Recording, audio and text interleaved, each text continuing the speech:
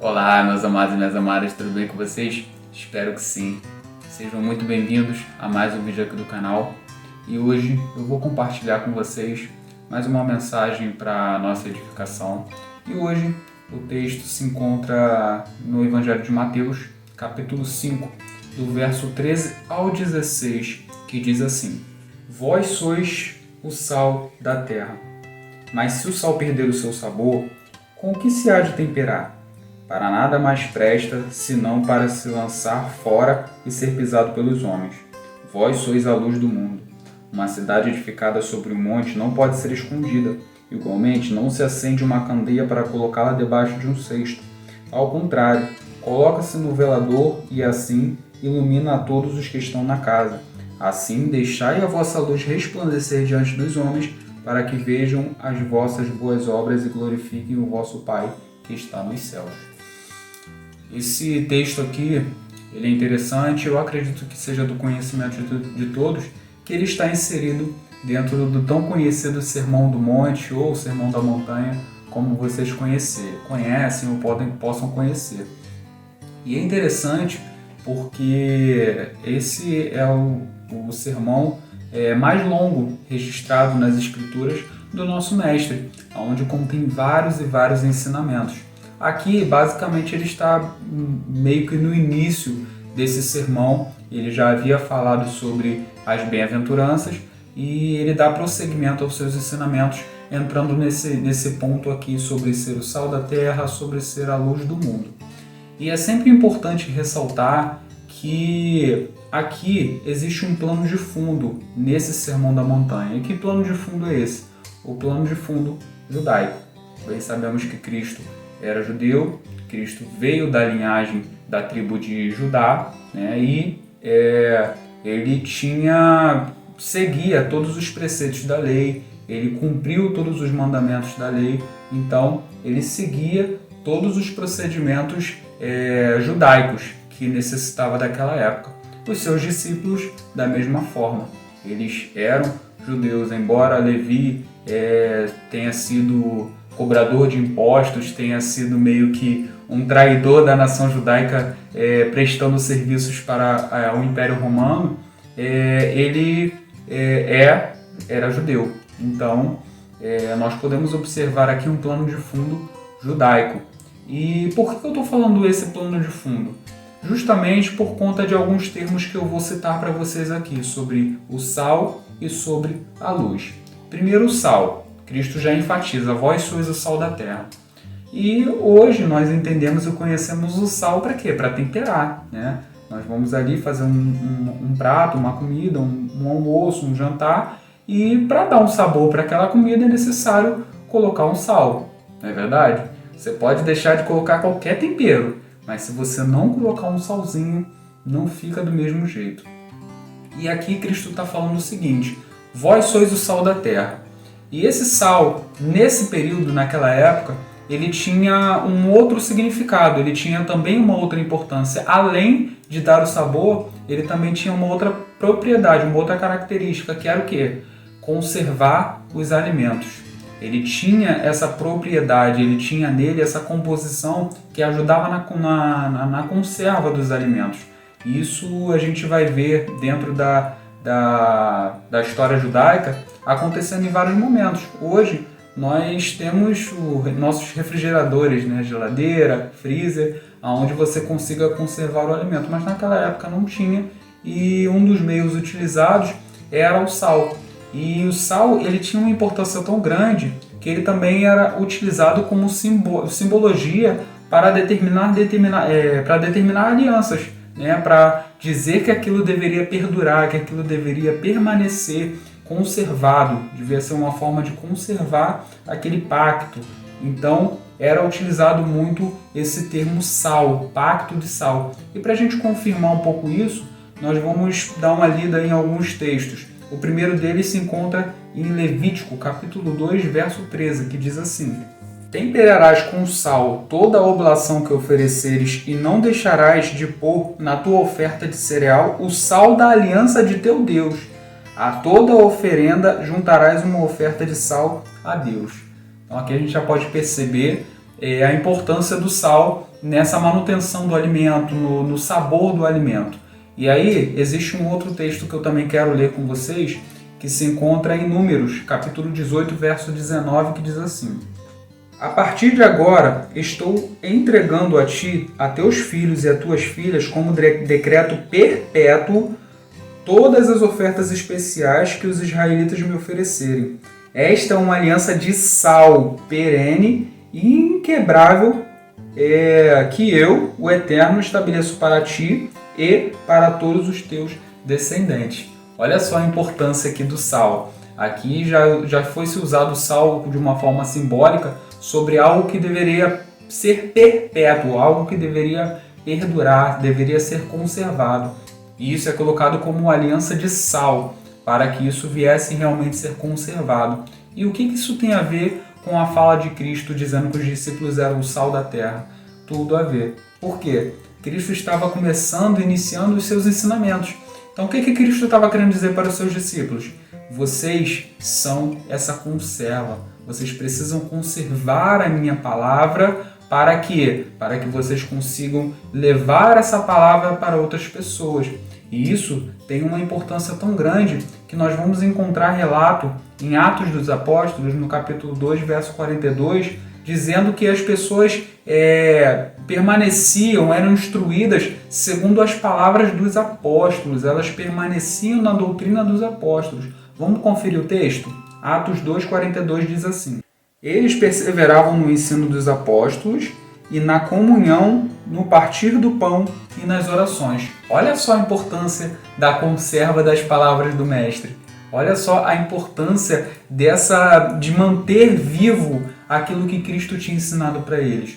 Aqui as pessoas estavam recebendo a mensagem, foi após a descida do Espírito Santo no dia do Pentecostes, onde aconteceu todo aquele movimento e houve a pregação da palavra do Senhor, e a partir dali 3.000 pessoas se converteram, foram batizadas, e após esses fatos eles continuaram pregando o Evangelho para outras pessoas ainda ali em Jerusalém, e posteriormente eles foram passando para outras cidades, mas inicialmente em Jerusalém, em terras judaicas.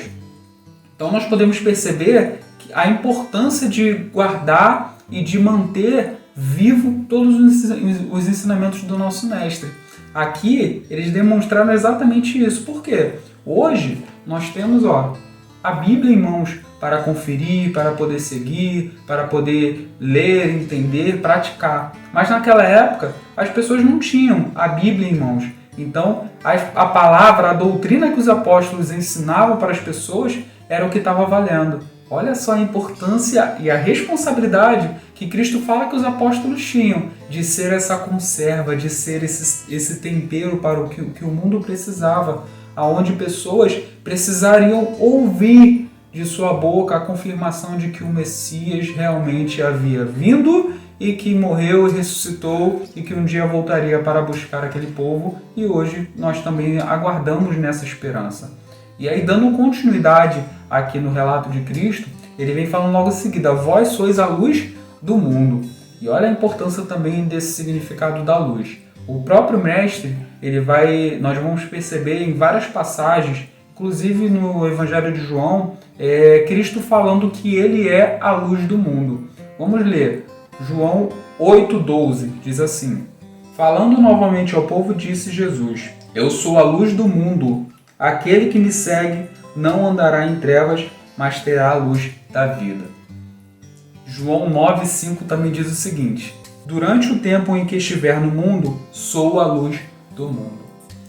E aqui a gente pode tirar uma questão bastante interessante. Cristo estava falando que os discípulos eram a luz do mundo, e Cristo aqui se intitula como a luz do mundo também. E aí, por que ele está falando isso? Por que ele diz que os discípulos deveriam ser a luz do mundo, eram a luz do mundo, e ele também é a luz do mundo?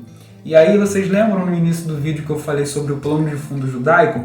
Porque existia profecias, né, e hoje nós temos elas em mãos, dizendo que o Messias viria para ser a luz do mundo, que ele viria para reunir as tribos de Israel em algum momento da história, mas ele seria essa luz para a humanidade, ele seria essa luz do mundo, para que todos que viessem a crer nele se tornassem filhos de Deus, que é como João também relata no seu primeiro capítulo. Veio para o que eram os seus, mas os seus não o receberam, e deu o direito de todos quanto crescem nele se tornassem filhos de Deus. Mas sobre essa profecia nós podemos conferir no livro do profeta Isaías, capítulo 49, verso 6, que diz o seguinte: Sim, ele decretou: de fato, pouco é para ti ser meu servo, a fim de restaurar as tribos de Jacó e trazer de volta os filhos de Israel que eu guardei.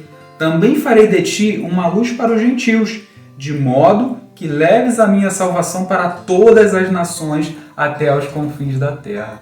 Olha só que interessante esse texto, e olha a magnitude desse contexto que eu trouxe para nós aqui sobre Mateus ali, sobre ser o sal e sobre ser a luz. Olha a importância dessa luz. Aqui, Cristo estava dizendo que, assim como ele era judeu e os seus discípulos também eram, Cristo está reacendendo neles a responsabilidade que tanto foi cobrada por Deus através de seus profetas. Ele vem trazendo essa memória, vem trazendo essa lembrança, falar: vocês são a luz do mundo. Vocês precisam ser a luz para essas nações. E isso é confirmado aonde? Lá em Atos dos Apóstolos. Quando Cristo vai retornar para os céus após a sua ressurreição, ele vai falar para os seus discípulos o seguinte em Atos 1, que diz assim: Contudo, recebereis poder quando o Espírito Santo descer sobre vós, e sereis minhas testemunhas, tanto em Jerusalém como em toda a Judéia e Samaria e até os confins da terra. Será que tem alguma coisa parecida com Isaías 49 que nós acabamos de ler? Tudo a ver. E olha só a responsabilidade que Cristo está colocando sobre os ombros dos seus apóstolos. Ele está dizendo o seguinte: vocês têm a responsabilidade de conservarem as minhas palavras, porque o dia que eu não estiver mais aqui do lado de vocês, vocês vão ser essenciais para dar prosseguimento a essa obra. E ele fala: vocês são a luz do mundo, porque quando fiz a promessa para Abraão de que ele seria pai de uma grande nação, essa nação de Israel ela foi criada, ela foi gerada para ser luz para outras nações, para fazer a diferença. E Cristo está trazendo de novo essa memória, está trazendo de novo essa responsabilidade através dos seus discípulos. E ele fala que eles teriam essa responsabilidade de levar a mensagem de Cristo tanto na Judéia como em Samaria e até os confins da terra. E assim a mensagem chegou até nós. Assim a palavra do nosso Deus chegou até os nossos dias. E aí, o que nós podemos tirar de ensinamento sobre esse texto aqui de Mateus, onde Cristo traz essa responsabilidade de ser sal da terra e de ser a luz do mundo? Nós podemos tirar de conclusão que nós precisamos também ser esse conservante que o mundo precisa e ser essa luz que o mundo precisa. Não para que as pessoas olhem para nós e falem assim: caramba, o Hélito, ele é tão inteligente, ele é tão isso, caramba, tal fulano, tal pessoa é tão inteligente. Não, não é isso. Tanto que ele diz no verso 16 o seguinte: para que os discípulos deixassem resplandecer a luz, para que os homens pudessem ver a luz que existia neles e assim glorificassem a quem? A eles? Não, glorificassem ao Pai que está nos céus. Então, nós podemos aprender aqui e tirar lições e lições em cima desse texto aqui maravilhoso e magnífico do nosso Mestre. Ele vem trazendo essa importância, essa necessidade. A doutrina que os apóstolos estavam ali falando e ensinando para a igreja primitiva, e a igreja primitiva se alimentando e comendo dessas palavras, elas chegaram até os nossos dias. Então nós precisamos levar isso com afinco, com zelo, com alegria no coração, de que pessoas padeceram antes de nós para que essa mensagem chegasse até hoje, às nossas vidas. E que nós possamos realmente ser esse sal, que nós venhamos realmente ser essa luz que o mundo tão precisa, que o mundo hoje, infelizmente, está em trevas, não tem Deus. Então, Nós precisamos ser esse diferencial, não para que as pessoas olhem para mim ou olhem para você e glorifiquem a você, exaltem a sua vida. Não, não é isso. Mas que elas olhem para você e vejam Deus na sua vida. Que elas possam olhar para você e falar assim, poxa, ele é parecido com Cristo. Poxa, ela é parecida com Cristo. É isso que precisa ficar entranhado em nossos corações. Então, chegamos ao final aqui de mais um vídeo. Se você gostou do vídeo aqui, deixe seu like, vai ajudar bastante. Se você ainda não é inscrito, se inscreva no canal, vai ajudar bastante no crescimento do mesmo, na propagação do Evangelho, da mensagem. Graças ao Bom Pai, tem surtido muito efeito essas mensagens tragas aqui no canal. E isso é referência aqui, ó, da onde eu acabei de ler, para que as pessoas vejam as vossas boas obras e glorifiquem ao Deus dos céus. Então, esse é o objetivo de hoje e de sempre. Sempre foi esse o objetivo, que vocês recebam essa mensagem que edifique a sua vida, mas realmente é para o nosso crescimento, para que nós venhamos a cada dia amadurecer na caminhada e não parar no meio do caminho. Então, deixo aqui meu convite a você que de repente assistiu esse primeiro vídeo aqui e não conhece ainda o canal Wellington TBR, eu lhe convido a assistir vídeos anteriores que eu tenho aqui no canal sobre temas diversos, sobre perdão, santificação.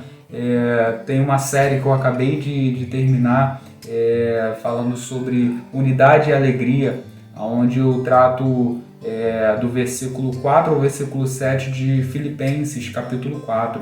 Foi uma série muito edificante, muito boa, muito interessante, e eu tenho certeza que você não vai se arrepender. E deixo aí esse convite também para você que gostou deste conteúdo, compartilhar com as pessoas que você conhece, com as pessoas que você tem proximidade, para que a mensagem ela seja propagada para outras pessoas, tá bom? Então, sem mais delongas, caminhar é preciso, parar, nem pensar. Um forte abraço a todos.